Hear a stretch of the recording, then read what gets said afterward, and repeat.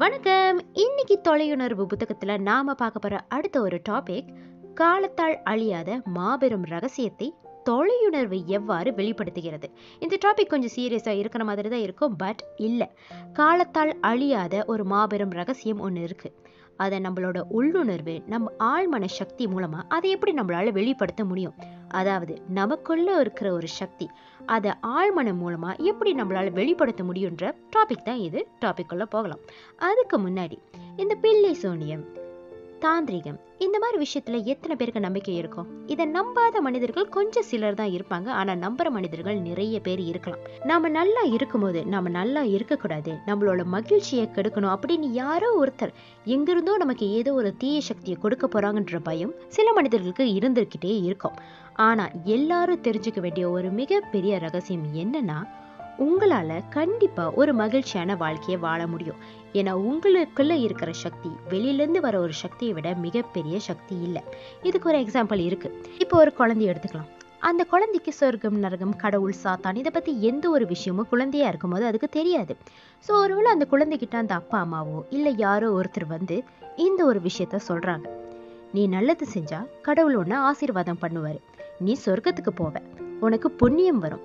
ஆனா நீ கெட்டது செஞ்சா நீ நரகத்துக்கு தான் போவ, உன் மனசுக்குள்ள சாத்தான் வந்துருச்சுன்னு அர்த்தம், நீ நரகத்துக்கு போனா உனக்கு கண்டிப்பா தண்டனை இருக்கு அப்படின்னு ஒரு விஷயத்த சொல்லும் போது அந்த குழந்தையால சின்ன வயசுல என்ன புரிஞ்சுக்க முடியும்? ஸோ சொர்க்கம்னா தங்கத்தால நிறைஞ்சிருக்கும், கடவுள்கள் இருப்பாங்க, நல்லது செஞ்சவங்க மட்டும்தான் அங்க போவாங்க. அதுவே கெட்டது செஞ்சா நாம நரகத்துக்கு போவோம், அங்க யமன் இருப்பாரு, சாத்தான்கள் இருப்பாங்க, இல்ல அரக்கர்கள் இருப்பாங்க, நமக்கு தண்டனை கொடுப்பாங்க. இப்படி சின்ன வயசுலயே அதுக்குள்ளேயே ஒரு இமேஜினேஷனை உருவாக்க ஆரம்பிச்சிடும். இப்ப குழந்தைங்களா இருந்து நாமளே பெரியவங்களா ஆயிட்டோம். நம்மளை பொறுத்த வரைக்கும் நம்மளோட கற்பனையில சொர்க்கம் நரகம் அப்படின்ற ஒரு விஷயம் கண்டிப்பா இருக்கும். நம்மள அறியாமலே நாம ஃபீல் பண்ற விஷயம், நாம கேட்குற விஷயம், நாம நம்புற விஷயம் நமக்குள்ள ஒரு இமேஜினேஷன் வேர்ல்டை உருவாக்க ஆரம்பிச்சிருச்சு. அதை தான் இப்போ வரைக்குமே நாம நம்பிக்கிட்டே இருக்கோம். இதை இன்னும் கொஞ்சம் டீப்பா பார்த்தா, பழங்கால மனுஷன் இன்பங்களை, அதாவது சந்தோஷங்களை கடவுள்களோட ஒப்பிட்டு பார்த்தா, கஷ்டங்கள், துயரங்கள் இது எல்லாமே தீய ஆவிகளோட அவன் ஒப்பிட்டு பார்த்தான். அதாவது அவனுக்கு ஒரு சந்தோஷம் நடக்கும்போது அது கடவுள் கொடுக்கறதாகவும், ஒரு தப்பான விஷயம் நடக்கும்போது அது சாத்தான் கொடுக்கறதாகவும் அவன் நம்ப ஆரம்பிச்சான். இப்ப பழங்கால மனுஷன் போய் கற்கால மனுஷங்கிட்ட வருவோம். பழங்கால மனுஷன் இப்ப காட்டுல குகையில வாழ்ந்தான்னு வச்சுக்கிட்டா, கற்கால மனுஷன் கல்லு வச்சு வீடு கட்ட ஆரம்பிச்சிட்டான். இவனோட நம்பிக்கைகள் எப்படி இருந்துச்சு? தன்னை ஏதோ வெளியிலிருந்து வர ஒரு சக்தி தான் தன்னை கட்டுப்படுத்துறதாகவும், ஏதாவது அவன் கை மீறி நடந்தா அதுல வெளியில இருக்கிற சக்தி தான் காரணம், தான் இதை செய்யல, தண்ணியை மீறி ஏதோ ஒரு சக்தி தான் இதை ஆட்கொண்டு இருக்கு அப்படின்னு நம்ப ஆரம்பிச்சான். இந்த பூகம்பம் இல்ல சுனாமி, சூறாவளி இது ஏதாவது வந்தா இந்த போலி சாமியார்கள் என்ன சொல்லுவாங்க? கடவுள் தான் கோபமாயிட்டாரு, கடவுள் தான் தண்டனை கொடுக்கறாரு அப்படின்னு தானே ஒரு விஷயத்தை உருவாக்கி அது தனக்கு அப்பாற்பட்ட ஏதோ ஒரு சக்தி மேல அவன் போய் சொல்ல ஆரம்பிச்சிட்டான். ஸோ இப்படி பூசாரிகளோ இல்லை ஏதோ ஒரு மத போதகர்களோ இல்லை மதம் சார்ந்து ஏதோ ஒரு கடவுளை பற்றி பேசக்கூடியவனு என்ன சொல்ல ஆரம்பிச்சான்? கடவுள் கோபப்பட்டுட்டாரு, கடவுளை நம்ம சாந்தப்படுத்தணும்னா ஏதோ ஒரு விஷயத்த நம்ம பலி கொடுக்கணும்னு ஆரம்பிச்சு மிருகத்துல இருந்து மனித பலி வரைக்கும் அவங்கள கொடுக்க ஆரம்பிச்சாங்க. இதுக்கு கொஞ்சம் எக்ஸாம்பிள் கொடுக்கலாம். சூரியன் நமக்கு ஒளி கொடுக்கறாரு, வெப்பம் கொடுக்கறாரு. ஆனா அந்த ஒளியும் வெப்பமும் கொஞ்சம் அதிகமா போயிட்டா பூமியில வறட்சி வந்துடும். காற்று அடிக்குது, அந்த காற்று நமக்கு இதமா இருக்கு, ஆனா கொஞ்சம் அதிகமா காற்று அடிச்சா அது புயல், சூறாவளியா மாறிடுது. கடல் அமைதியா இருக்கு, நம்ம படகு எடுத்துட்டு போறோம், ஆனா அந்த கடல் கொந்தளிக்க ஆரம்பிச்சுட்டா அந்த படகு மூழ்க ஆரம்பிச்சிடும். இப்படி எல்லா விஷயத்துக்கும் பாசிட்டிவ், நெகட்டிவ், எக்ஸ்ட்ரீமான ஏதோ ஒரு விஷயங்கள் இருந்துகிட்டே தான் ஆகும். ஸோ இந்த இயற்கையோட விதியை புரிஞ்சுக்காத மனுஷன் இந்த அறியாம காரணமா காற்று அதிகமா இருந்தாலோ, விண்மீன் பார்த்தாலோ, மழை வந்தாலோ தன்னோட பிரார்த்தனை தான் இதுக்கு எல்லாமே விடையா இருக்கும். கொஞ்சம் இயற்கை சீற்றம் வந்துட்டா கடவுள் கோபப்பட்டுட்டாரு, உடனே நம்ம பிரார்த்தனை பண்ணணும், பலி கொடுக்கணும், அது நடந்தாதான் இதெல்லாம் சரியாகும்னு நினைச்சான். அதனால ஒவ்வொரு இயற்கைக்கும் ஒவ்வொரு கடவுள் பேரை வைக்க ஆரம்பிச்சான், ஒவ்வொரு விஷயத்தையும் படைக்க ஆரம்பிச்சான், அதனாலே பலி கொடுக்கவும் ஆரம்பிச்சான். இயற்கையில நடக்கிற ஒவ்வொரு விஷயங்களும் கெட்ட விஷயங்கள் இல்லை, அதை நம்ம எப்படி பயன்படுத்துறோம், அதை நம்ம எப்படி பார்க்குறோன்ற பொறுத்து தான் அது நல்லதா கெட்டதான்னு நம்மளால முடிவு செய்ய முடியும். காற்றால ஒரு படகை நல்லபடியாக கரைக்கு கொண்டு வந்து சேர்க்கவும் முடியும், அதே காற்று வேகமாக அடிச்சா அந்த படகை உடைக்கவும் முடியும். ஒரு குழந்தையோட தாகத்துக்கு தண்ணீர் கொடுத்து பருக வைக்கவும் முடியும், அதே குழந்தை தண்ணீரில் மூழ்கி போகவும் நம்மளால முடியும். ஸோ ஒரு இயற்கைன்னு இருக்கும்போது ரெண்டு விஷயங்கள் கண்டிப்பாக எக்ஸ்ட்ரீமாக இருந்து தான் ஆகும். ஆனால் ஏதாவது ஒரு விஷயம் எக்ஸ்ட்ரீமாவோ இல்லை தப்பாகவும் போகும்போது அதுக்கு கடவுளோ நம்மள மீறி ஏதோ ஒரு சக்தி தான் இதுக்கு காரணம், அதுக்கு நம்ம பலி கொடுக்கணும், நம்ம பயப்படணும் அப்படின்னு நினைக்கிறது மனுஷனோட மனசுல ரொம்ப ஊறி போன ஒரு விஷயம். இப்போ இந்த டாபிக்கோட கன்க்ளூஷன் என்னன்னா, நல்லதும் கெட்டதும் ஒரு தனி மனுஷனோட மனசுல தான் இருக்கு. அது வேற எங்கும் இல்லை. உங்களுக்குள்ள இருக்கிற ஒரு சக்தி, அந்த ஆழ்மனம், அந்த மனசு தான். நீங்க நல்லதை நினைக்கும் போது உங்களை தொடர்ந்து நல்ல விஷயங்கள் வரும். கெட்டதை நினைக்கும் போது உங்களை தொடர்ந்து கெட்ட விஷயங்கள் வரும். ஸோ நீங்க நினைக்கிற ஒரு விஷயம், எண்ணம் போல் வாழ்க்கை, அதுதான் உங்களுக்கு ரிஃப்ளெக்டா உங்க வாழ்க்கைக்குள்ள நடக்க போகுது. உங்களையும் மீறி ஒரு சக்தி வெளியே இருக்குன்னு நம்பாம, உங்களுக்குள்ள இருக்கிற சக்தி பலம்னு நம்பும் போது நல்ல விஷயங்களை கண்டிப்பா உங்களால யோசிக்க முடியும், உங்க லைஃப்குள்ள கொண்டு வர முடியும்.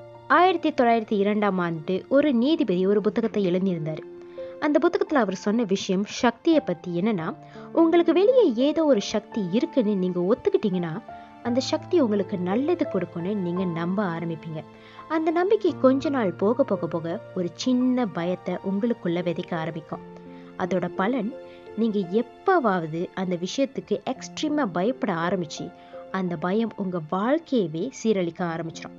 நமக்குள்ள ஒரு சக்தி இருக்கு, நமக்கு வெளியே ஒரு சக்தி இருக்கு அப்படின்னு நீங்க நம்பாம, உங்களுக்குள்ள இருக்கிற ஒரு சக்தி, அந்த ஒரு சக்தி தான் எல்லாமே அப்படி நீங்க நம்ப ஆரம்பிச்சாதான் உங்களால உங்க எண்ணம் மூலமா உங்க லைஃபை ஒருமுகப்படுத்தி வாழ முடியும், முன்னேறி செல்ல முடியும்.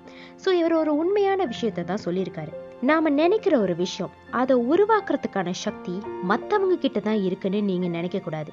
அது உங்களுக்குள்ள இருக்கு. உங்க எண்ணம் தான் அந்த உண்மையான சக்தின்னு நீங்க நம்பணும். இப்ப நீங்க ரொம்ப சந்தோஷமா இருக்கீங்க, வெளியில இருந்து யாரோ அந்த சந்தோஷத்தை வந்து கெடுத்துருவாங்க, அவங்களோட சக்தி தான் ரொம்ப எக்ஸ்ட்ரீமா இருக்கு, அவங்க இந்த பில்லி சூனியம், மாந்திரிகம் ஏதோ ஒண்ணு செஞ்சு என்னுடைய வாழ்க்கையவே சீரழிக்க போறாங்க அப்படின்னு நீங்க அந்த சக்தி ஒண்ணு இருக்குன்னு நம்ப ஆரம்பிச்சிட்டீங்கன்னா, உங்களுக்குள்ள இருக்கிற அந்த ஆன்ம சக்தி போயிடும். அதாவது உங்க ஆழ்மனது, உங்களுக்குள்ள ஒரு மிகப்பெரிய சக்தி இருக்கு. அந்த சக்தியால உங்க எண்ணத்தின் மூலமா நல்ல விஷயங்களை படைக்க முடியும், உருவாக்க முடியும். அந்த சக்தி மூலமா தான் உங்களால மென்மேலுமே நல்ல விஷயங்களை அட்ராக்ட் பண்ணவும் முடியும்னு நீங்க நம்பணும். இந்த பில்லி சூனியம் ஒரு மனுஷனோட நெகட்டிவ் தாட்ஸை எந்த அளவுக்கு தூண்டிவிடும், அந்த ஒரு நம்பிக்கை எந்த அளவுக்கு ஒருத்தரோட வாழ்க்கையை சீரழிக்க முடியுன்ற ஒரு கதையை இந்த புத்தகத்துல இந்த ஆத்தர் சொல்லியிருக்காரு. ஒரு தடவை சவுத் ஆப்பிரிக்கா, கேப் டவுன் அந்த இடத்துக்கு போய் இவர் சொற்பொழிவு கொடுக்க போனாரு. அதாவது ஆழ்மனதின் ரகசியம் இதை பற்றி ஒரு சொற்பொழிவு கொடுக்க போறப்ப அங்க ஒரு தங்க சுரங்கத்தை விசிட்டர்ஸ், டூரிஸ்ட் பார்க்குற மாதிரி இருந்ததாம். ஸோ இவருக்கு அந்த இடத்துல அந்த சுரங்கத்தை பார்க்கறதுக்காக அரேஞ்ச் பண்ணியிருந்தாங்க. இவரும் போனாராம். அந்த சுரங்க தொழிலாளிகளுக்கு அடிபட்டுருச்சுன்னா அவங்கள பார்த்துக்கிறதுக்காக ஒரு டாக்டர் அங்கே இருப்பாங்க. அந்த டாக்டர் இந்த ஆத்தர் கிட்ட ஒரு விஷயத்த சொன்னாராம். சுரங்க தொழிலாளிகளுக்கு நடுவிலே ஒரு நம்பிக்கை இருக்கான். அதாவது ஒவ்வொரு தடவையும் இவங்க அங்கே வேலை செய்யும் போது ஏதாவது ஒரு ரூல்ஸை மீறிட்டாங்க, ஏதோ ஒரு தப்பு பண்ணிட்டாங்க அப்படின்னா அவங்களுக்குள்ள ஒரு பயம் வர ஆரம்பிக்குமா. அந்த இடத்துல பில்லி சூனியம் பண்ற ஒருத்தர் இவங்கள 6 மணிக்குள்ளார அவங்க வேலை செய்யற இடத்துல அவங்களோட உயிரை எடுத்துருமா அப்படின்ற ஒரு நம்பிக்கை. அதாவது நம்ம ஏதாவது ஒரு ரூல்ஸ் மீறப்பட்டா என்ன நினைப்போம், ஐயோ நமக்கு ஃபைன் கிடைக்க போது, நம்ம மாட்ட போறோம் இப்படின்ற ஒரு பயம் வரும்ல. ஆனா சுரங்க தொழிலாளிகள் எந்த ஒரு தவறும் செய்யக்கூடாது, எந்த ஒரு ரூல்ஸையும் மீறக்கூடாதுங்கிறதுக்காக உள்ளேயே ஒரு வதந்தியை கிளப்பி விட ஆரம்பிச்சாங்களாம். எப்படின்னா, யாராவது ஒருத்தர் தப்பு செஞ்சுட்டா போதும், அன்னைக்கு 6 மணிக்குள்ளார அவங்க இறந்து போயிடுவாங்கன்னு. அதே போல ரூல்ஸ் மீறப்பட்டு அன்னைக்கு ஏதோ ஒரு சின்ன தப்பு செஞ்சிருந்தாலுமே கூட அந்த தொழிலாளி 6 மணிக்கு அவங்களால வீட்டுக்கு போக முடியாது, கண்டிப்பா அவன் அங்க இறந்து போயிருப்பான். செக் பண்ணி பார்த்தா அவன் உடம்புல எந்த ஒரு நோயும் இருக்காது. ஒவ்வொரு சுரங்க தொழிலாளியும் அவன் செய்யற வேலையில எந்த ஒரு தப்பும் நடக்க கூடாதுங்கிறதுக்காக இப்படி ஒரு வதந்தியை அங்க கிளப்பி விட்டு, ஏதாவது ஒரு தவறு நடந்தா அவங்க கண்டிப்பா 6 மணிக்குள்ளார இறந்துருவாங்க அப்படின்ற ஒரு பயத்தை உருவாக்கி, ஒவ்வொரு தொழிலாளியும் யாராவது ஒருத்தர் ஒரு ரூல்ஸை பிரேக் பண்ணிட்டா அவங்க மனசுக்குள்ளார நான் கண்டிப்பா இன்னைக்கு இறந்து போயிடுவேன் அப்படின்ற ஒரு பயம் வந்து, அந்த பயமே அவன் ஆழ் மனதுல இருந்து அவன் உயிரை எடுக்கிற அளவுக்கு கொண்டு வந்திருக்கு. இதுக்கு காரணம் உண்மையாலே அங்க பில்லி சூனியம் செய்யப்படல. அதுக்கு மாறா ஒரு தனி மனிதனின் ஆழ் மனதுல இருக்கக்கூடிய பயம், அது அவனுடைய உயிரை கூட குடிக்க முடியும். இந்த கதை தான் அதுக்கு சாட்சி. ஒரு மனுஷனை தேவையில்லாம பயமுறுத்தும் போது ஒரு நெகட்டிவான தாட் வந்து அந்த எந்த அளவுக்கு அவனுடைய லைஃபை பாதிக்கும்ன்றதுல இந்த ஒரு கதை சாட்சின்னு சொல்லலாம். இன்னும் நிறைய கதைகள் இந்த புத்தகத்துல இருக்கு. ஆனா அடுத்த வீடியோல பில்லி சூனியம், மாந்திரிகம் இந்த மாதிரி மனிதர்கள் நம்பும் போது அவங்களோட எண்ணங்கள் எந்த அளவுக்கு மாறுபடுது, லைஃபை கொஞ்சம் சீரழிக்குதுங்கிற கதையோட வர அடுத்த வீடியோல சந்திக்கிறேன். நன்றி.